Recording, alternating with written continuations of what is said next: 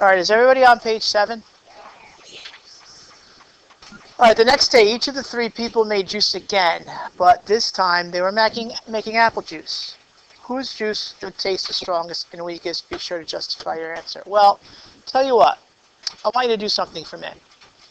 I want you to get everybody's value of the ratio for each table. Start with that. And then I'll call on you after we get the value, and you'll see we're going to have a little bit of a problem using this value of the ratio this time. All right, starting with Franco, what's the value of that ratio table? No, not yet. So, for Franco, no, not 2 to 1. Right, because 2 goes into both. I'll just show it to you again here so you can see it. And then what I want you to do too, just to get into the habit of doing this, when you get to the value of the ratio, list it up top so we could still see that the 6 refers to the water and the 1 is the mix, right? What about Renee? Ryan Wetter. I think that it is 5-2. It is. What number went into both, Rye? I got 3. Right, 3 is the number that goes into both to get its value here. All right, what about Stephanie? L. Did you get 8 to 3, everybody? No? Yeah. What number goes into both? What I did was, I first did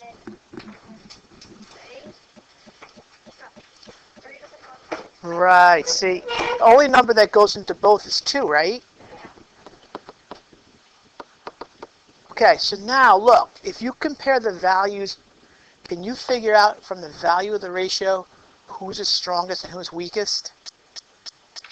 See, when we do this, the whole objective is to try to get on all 3 tables where everybody's water is the same or everybody's juice mix is the same.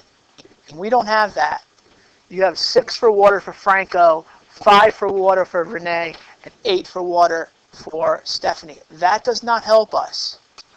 Nor does looking at the mix and comparing mix help us. 1 scoop for Franco, 2 for Renee, and 3 for Stephanie. So now we've got to figure out a different way to do it. What can we do? Sophia. Okay, can we do that? If we look at the mixed numbers, we have a 1, a 2, and a 3. What do you want to do?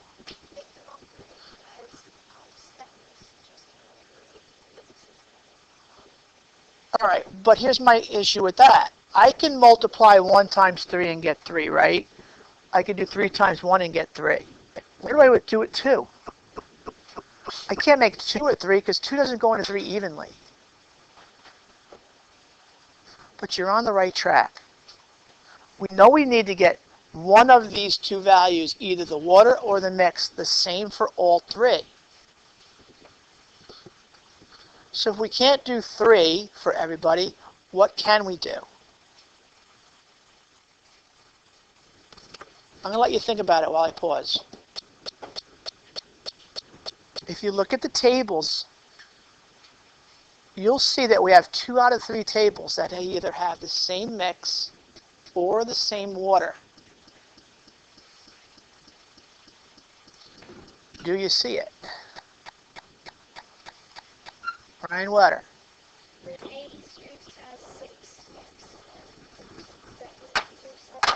Okay, I'm going to circle that, bud. Here's a ratio, 15 to 6, that has 6 for mix. And then we have a 16 to 6 that has a 6 for mix. What can I do now? We have to make a 6 in the remaining table. Can we do it? Ava, can we do it?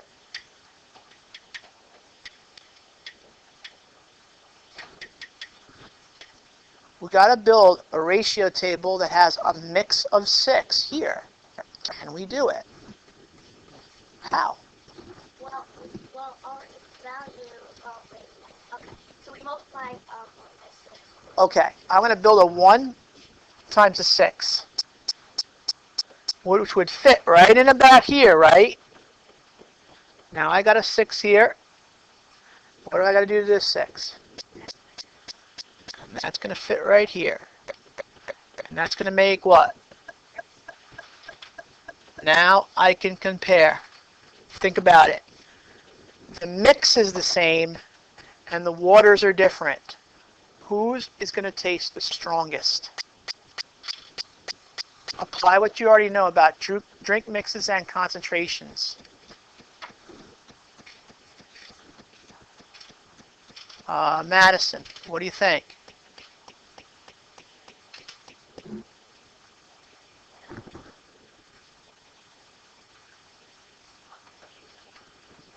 How many agree Renee is the strongest? Why?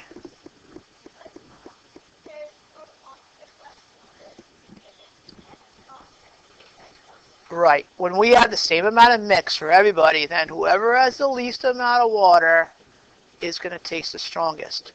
Whose drink would be the weakest? Shane. Stephanie. Well, Stephanie's got 16 cups. But look, Bud, Franco's got 36. So Franco's is going to be a lot weaker because it's much more water, right? So Franco is going to be the least or the weakest. Okay, so we're going to summarize what we did here on this line. We can't use value. We can use value, but we use it indirectly. We can't use it directly.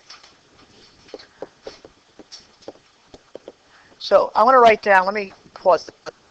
All right, so I'll read it out loud to you. Finding the value can't be used directly, but it can help us to build equivalent ratios with the same amount of mix. In this case, 6 scoops. Owen.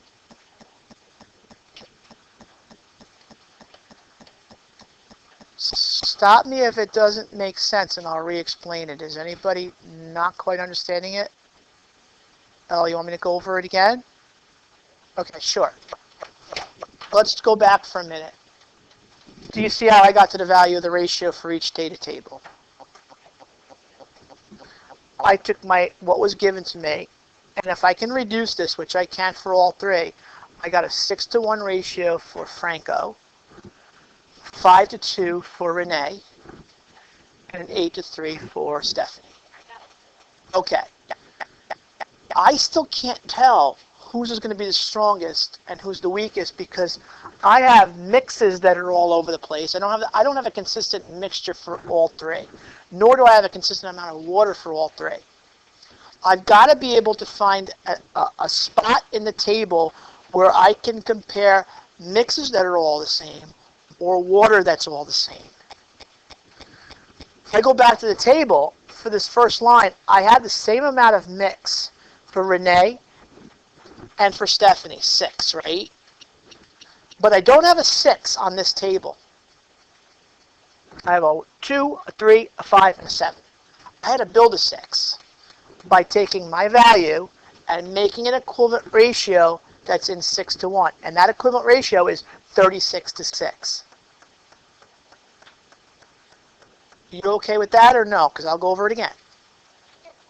Okay, so you understand how I got 36-to-6. Now I can compare. Think about it. Sometimes it helps to visualize. I'm going to make cups of water, okay, or a glass. Here's my empty glass. I have the same amount of mix in all 3. 6 scoops, 6 scoops, and 6 scoops. Good with that? Now watch. Different amounts of water, though. I'm going to use green for water. Well, I'll use blue for water because that makes sense. For Stephanie, I have 16 cups of water, so that's going to go to about here. For Renee, I've got 15 cups of water, which is not quite as high, a little less. Franco, I've got a whole lot of water, overflows. More water just means it's going to be tasting weaker because it's got the most amount of water. It's the most watered down. Renee is the least amount of water, so she's going to be the strongest. I think it's a girl, Renee. Renee is too easy as a girl. It is. You're right, but with the Spanish version is one E at the end. Okay?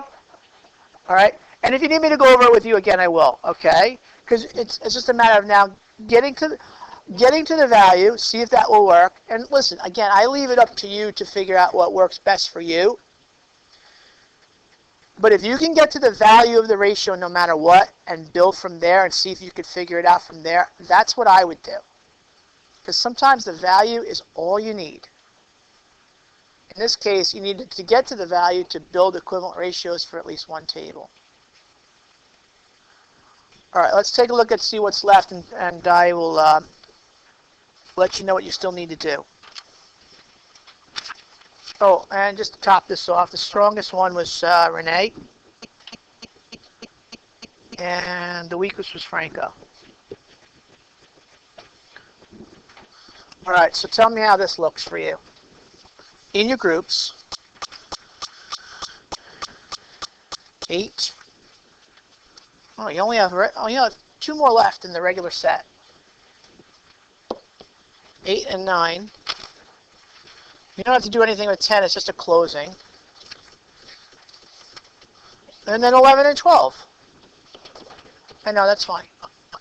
8, 9, 11, and 12 in your groups. Every time you're done with a page, though, send somebody from your group to come up and check.